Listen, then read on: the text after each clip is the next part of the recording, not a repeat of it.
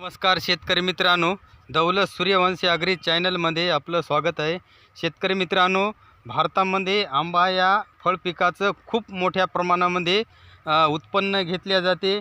ज्यामध्ये गुजरात असेल, महाराष्ट्र असेल, आंध्र प्रदेश असेल, असं बऱ्याच राज्यामध्ये आंबा या फळ पिकाचं खूप मोठ्या प्रमाणामध्ये उत्पन्न घेतले जाते। सध्या जो अतिवृष्टी जे खूप अतिरिक्त पाऊस झाला आहे, त्यामुळं हा मोहर आंब्याला लेट येत आहे। कारण त्याचा जो पिरियड आहे नोव्हेंबरमध्ये साधारण आंब्याला मोहर येत असतो, परंतु पाऊस खूप झाल्यामुळं आंब्यावर सध्या मोहर आलेला नाही। नवीन पालवी दिसत आहे आपल्याला। तर आपल्याला या ठिकाणी हे जे झाडं आहेत हे याला पाण्याचं व्यवस्थापन कसं करायला पाहिजे, कारण आपला की डिसेंबर महिन्यामध्ये मोहर येण्याची दाट शक्यता आहे। या व्हिडिओच्या माध्यमामधून आपण बघायचं आहे। तत्पूर्वी जर माझ्या चॅनलवर तुम्ही नवीन असाल तर चॅनलला सबस्क्राईब, लाईक, शेअर करा, कारण माझे असे नवीन नवीन व्हिडिओ तुमच्यापर्यंत पोहोचतील। तर शेतकरी मित्रांनो, आंब्याला मोहर येण्यासाठी खूप पाऊस झाल्यामुळं हा लेट मोहर येत आहे। पुढच्या महिन्यामध्ये मोहर येण्याची दाट शक्यता आहे, कारण थोड्या थोड्या याच्यावर गुंड्या दिसत आहेत कुठं कुठं। पुढच्या महिन्यापर्यंत ह्या लवकर प्रोडक्ट्स म्हणजे बाहेर पडण्याची मोहर दाट शक्यता आहे। त्यासाठी आपल्याला आंब्या या फळबागामध्ये आपल्याला काय नियोजन करायला पाहिजे की पाणी कशा प्रकारे द्यायला पाहिजे याला, की साधारणतः आपण पाणी देत असताना मोहर 100% तुमच्या 60 ते 70% आंब्यावर जर मोहर निघाला असेल तरच आपल्याला याला हळूहळू पाणी द्यायला पाहिजे, त्याचा ताण कमी कमी करायला पाहिजे। सध्या जे ऑलरेडी याच्यामधले जे धंदे आहेत, आपण गवत काढणे, रूटर फुटर वगैरे तुम्ही याच्यामध्ये करू शकता। ड्रिपची लाईनसुद्धा या ठिकाणी आपण आथरून ठेवलेली आहे, कारण पुढच्या महिन्यामध्ये याला मोहर येण्याची दाट शक्यता आहे। त्यासाठी आपल्याला यावर मोहर आल्यानंतर तुम्हाला कोणती फवारणी करायची, मोहर 100% आपला टिकल।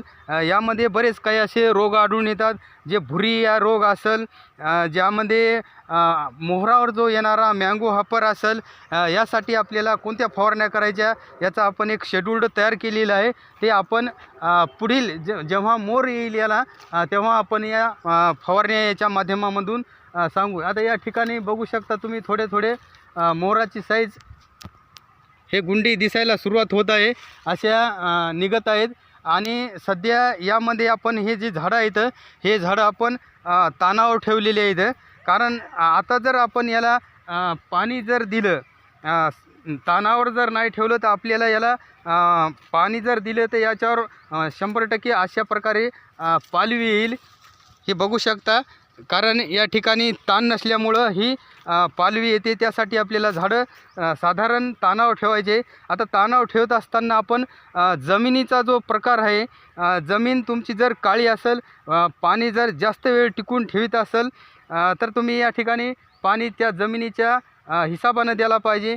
जर मुरमाड आणि खडकाळ असेल तर त्या हिसाबानं तुम्ही पाण्यात या आंब्याच्या तुम्ही ताण कमी करू शकता। आता यावर जे 60 ते 70% फ्लोरिंग झाल्यास आपण यावर हळूहळू पाणी द्यायला सुरुवात करायला पाहिजे। आणि या जर आपण त्याच्या अगोदर 20, 22, 25% जर असेल फ्लोरिंग, तर त्या ठिकाणी आपण जर झाडाला पाणी दिलं तर नवती येण्याची दाट शक्यता असते आणि फ्लोरिंगसुद्धा आपली शाख लागून खाली पडण्याची दाट शक्यता असते। त्यासाठी आपण ह्या गोष्टी आंबा या फळबागातल्या काळजीपूर्वक करायला पाहिजे। सध्या आंब्यामध्ये आपण साधारणतः झाडाला बोटो पेस्ट लावायला पाहिजे, ही काळजी घ्यायला पाहिजे। आणि ज्यावेळेस फ्लोरिंगची स्टेज येईल, मोहरीसारखे आंबे येईल, आपण त्या पिरियडला याच्यावर कोणत्या फवारण्या करायच्या हे आपण आपल्या व्हिडिओच्या माध्यमामधून 100% सांगू। आणि जे PGRचे आहेत यावर एक रोग दिसून आढळून आलेला आहे मला, की या ठिकाणी जो पर्णगुच्छ आहे, माल फॉर्मेशन आहे, तर आपण या झाडाची आपण छाटणी केलेली आहे। या बागामध्ये प्रत्यक्षात तुम्ही बघू शकता, हे पहा, हे मालफॉर्मेशनचे गुच्छे इथे हे असे झालेले आपण हे कट करून आपण बाजूला लांब टाकायचं, जेणेकरून की हे या झाडाला रोग या झाडावर ट्रान्सफर होऊ नये त्यासाठी हे आपण कट करून बाहेर उचलून फेकून द्यायचं. ही काळजी आपण आपल्या बागात घ्यायला पाहिजे. आता प्लॅनोफिक्स नावाचे जे बाहेर कंपनीचे, आपण कंपनीचा प्रचार करत नाही, परंतु यावर आपण त्याचा साधारणतः अशा कंडिशनमध्ये जर मालफॉर्मेशन होत असेल तर आपल्याला 15 लिटरच्या पाण्यासाठी 5 ml या ठिकाणी स्प्रे घेऊ शकता, तुम्ही फवारणी करू शकता.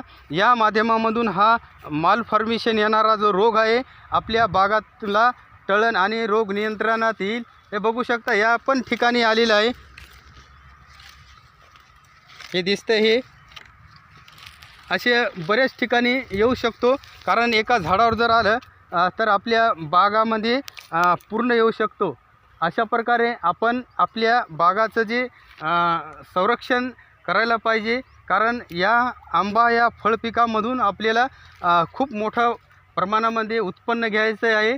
त्यासाठी ही काळजी आपल्या बागातली घ्यायला पाहिजे.